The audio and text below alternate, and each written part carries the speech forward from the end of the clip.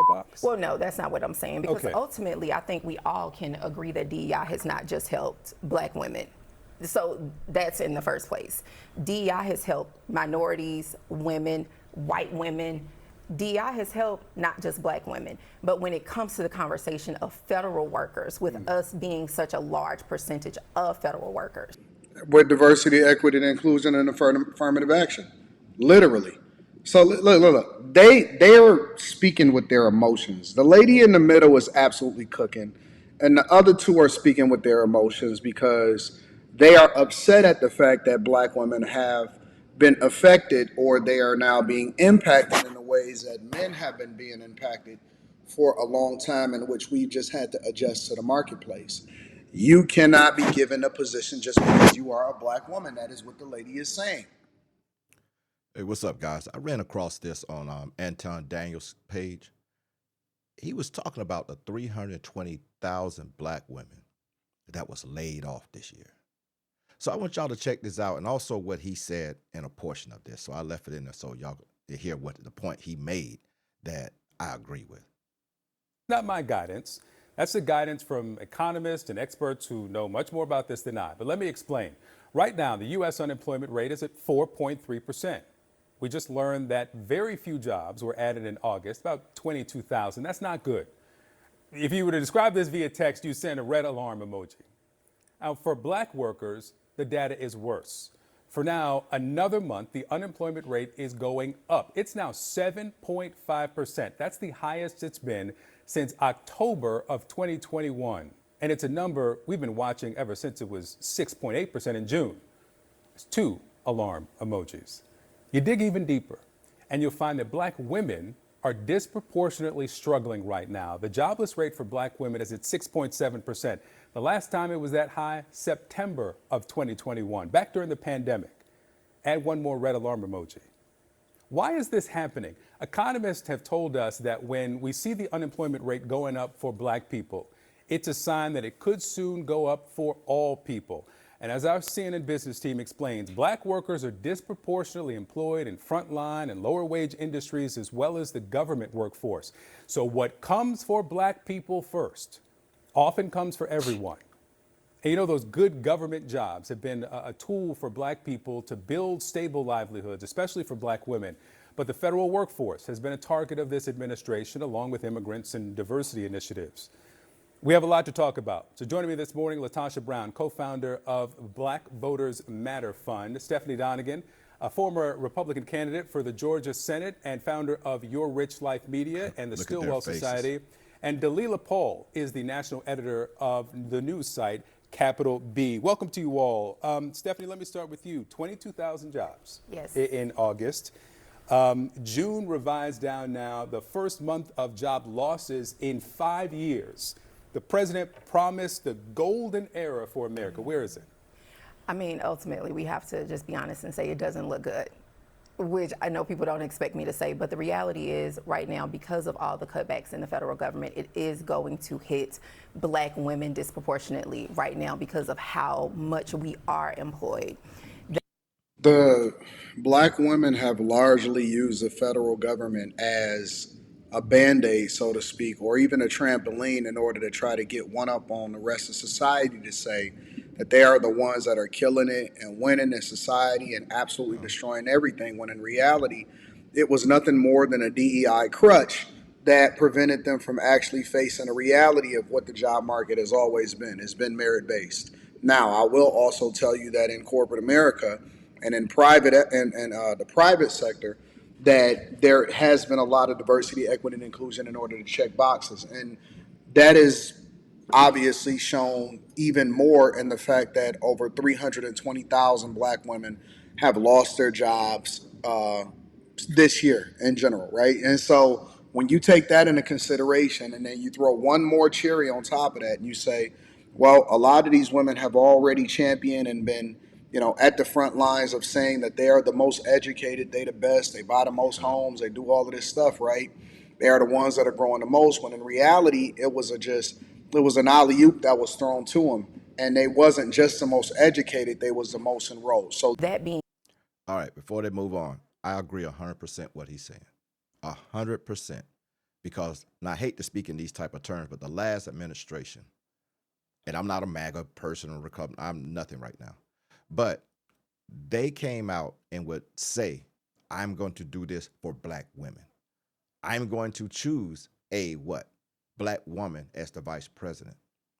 I am going to choose a what? A chief justice, a black woman. So when you come out and say these things, you're pinpointing what you're doing. So this is the effect of this. When you was pushing all this stuff for black women, now it's no more. You see what I'm saying? So that's where we at with this. Being said, I do believe that it is going to bounce back with the new businesses and new jobs that will be coming, but I think we need to give it time. I don't think we've given it enough time. That's something we heard from the Commerce Secretary as well. Let's play what Howard Lutnick said. We've seen that in all sorts of agencies throughout this government. The people, the holdovers from the Biden administration, they're just bent against the president's success. They're rooting against America and against Donald Trump, and that's got to end. So he can't replace somebody, 2 weeks ago, and you expect fundamental change. Latasha, he says, give it time. The challenge with this is that when you look at black women, we, in particular in terms of women, we are, in terms of participation in the labor market, we're 60% more than all of our women counterparts of the labor market. But what's interesting in federal jobs, we're about 11.7%, which means that's in parity of our population, right? But when you look in the private sector, we're less than 1.8% when you look at higher management jobs. So what we have seen is that federal jobs have actually created a pathway, an opportunity that black women, it demonstrates that when black women are given an opportunity, that there are federal protections that allow us to matriculate, that what you see is that we're able to get representation. What he's saying around that we're supposed to just play on the market, but what we're seeing is an underrepresentation in the market, that oftentimes we're underpaid in the market, we're in entry-level jobs, you do not see the same kind of economic stability that we've seen with federal employment. I saw your facial expression. Because ultimately, a lot of the hiring, I feel, that's happened within the federal government was to check boxes for DEI, not necessarily because this was just perfect for them. And that's what I was trying to make a point about. It's that DEI stuff and you telling people you're going to hire a black woman for these positions. That's how a lot of jobs came available. Let's just be real. I only say that because of how many black women have been employed, and I think that's part of the reason is we're seeing the layoffs that we're seeing and the unemployment, because that's how they got hired in the first place. I think the interesting thing about that is that in terms of federal jobs, that is merit-based, that people actually are able to keep their job or even to literally ascend based on being merit-based. You don't see that in the private sector. So I think it's really to say that black women working in these jobs is to check a box, it ignores the fact that is a merit base. Well, to a degree, because I do know for federal government, depending on what your history is, if you have worked in the military, if you're black, you do get extra points when it comes to hiring. And so being black in general will push people up when it comes to hiring. Being a black woman will push people up when it comes to hiring. And she is absolutely correct. I worked in the federal all my life. Even when I got out, if I go federal job, it's always a box where you're military, where you're a veteran or you're a disabled veteran. All these little boxes give you a little extra check in there somewhere. Even state jobs, even postal, any state jobs, they have these little things in there. And so, yeah, you get a little up, your little boost or whatsoever, if you was military or whatsoever. But also, when she said they check in the box, Jasmine Crockett screamed out that she walked in her office and said, you need to hire me because I'm a black woman. And she'll tell you to this day, that's where she said the man hired her because she was a black woman. Not because she had went to law school, she fought all these cases, she did all these things. She said, you should hire me because I'm a black woman. And they hired her. The president comes out and says, I'm going to hire a black woman as vice president. I'm going to choose a black woman or African-American female. I'm going to choose an African-American female for the chief justice position. And he did it. So black women was put up on a pedestal right then. And that's what they're talking about, this DEI and all this. They hiring all these minority people, black women, black women, black women. White men, black men, we wasn't in the process. And I had told my wife, I said, this is going to backfire later on. I told her. She said, what do you mean? I said, because you can't just go and say, I'm going to hire a particular person, type of person for these positions and not see backlash later on. So how long you think it's going to sit before people say, okay, enough is enough? This is what happened. They hired these people, these women in like diversity jobs. A lot of people got nice 6-figure diversity jobs, all this put in these higher positions, and then they started disappearing. Once he was out of office, all that stuff disappeared because the jobs did not hold any value. They got rid of diversity programs. They were the first ones to go. And they was paying them nice 6-figure jobs for this stuff. So that's the position they're in now, and this is what happens with it, you know. So this is what happens. Yeah, can I pause? I think we have to think about the impact. They I mean, the their fact feelings. that you have hundreds, thousands of black women who are out of jobs.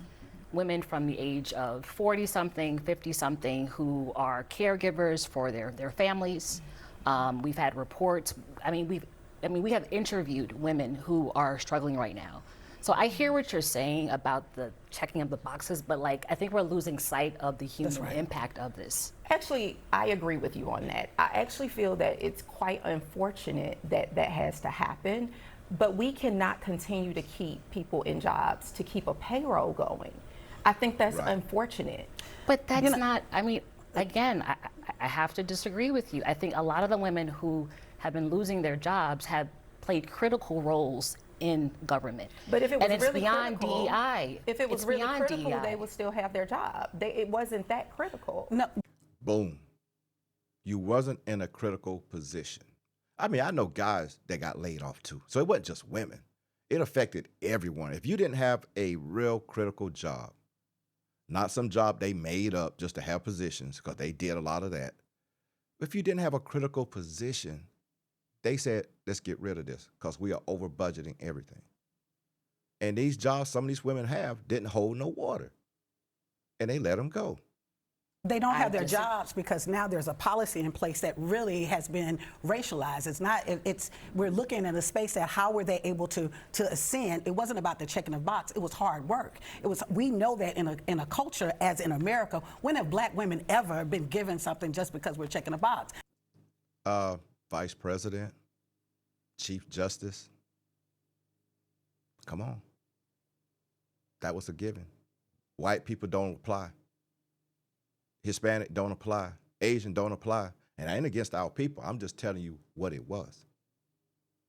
And so she can't say that. You can't say that.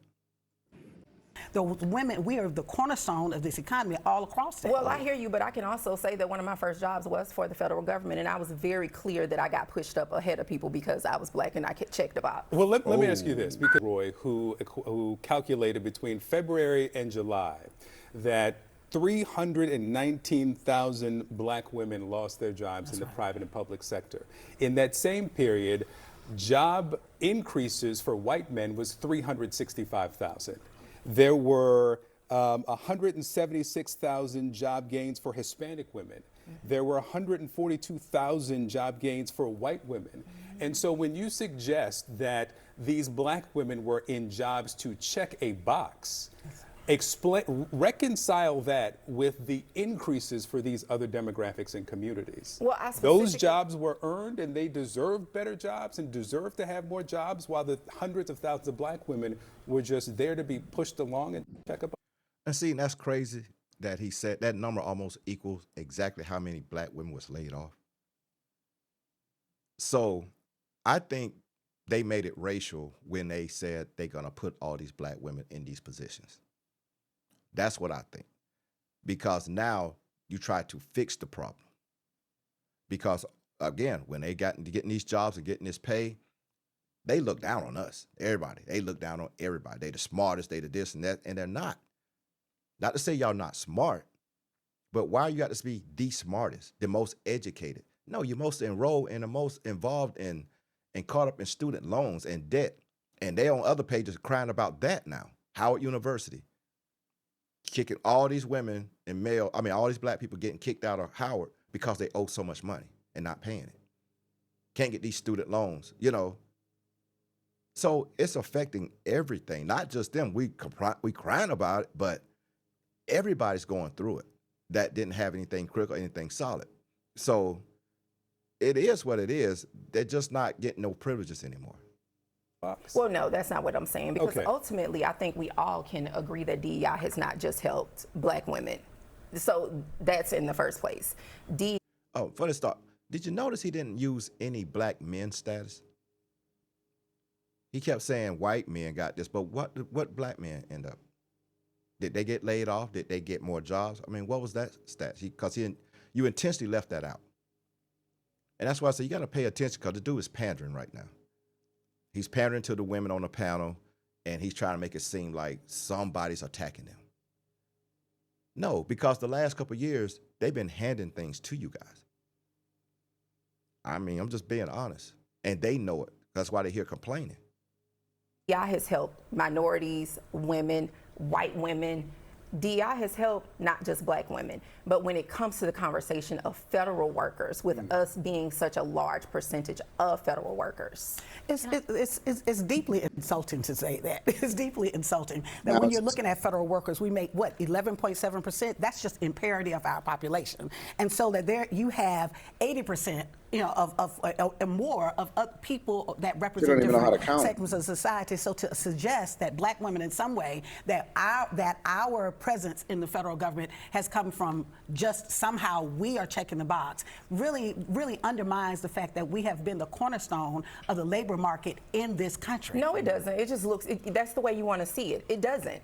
Ultimately, black women were not the only people who were laid off. It's just that the conversation we're having today is around the large percentage of black women, and that is because of how many black women are employed federally. But ultimately, when we talk about people who have still been employed, who have been hired of other ethnicities, of other races, I know for sure, I've seen the conversation on social media of people saying that they're not going back to work yet. I've seen the conversation of people saying that they're going to sit on unemployment. I've seen the conversation of people saying they're going to start businesses. And so ultimately, I don't even think the numbers are completely correct yet. And I don't know if we're going to know that for a few months.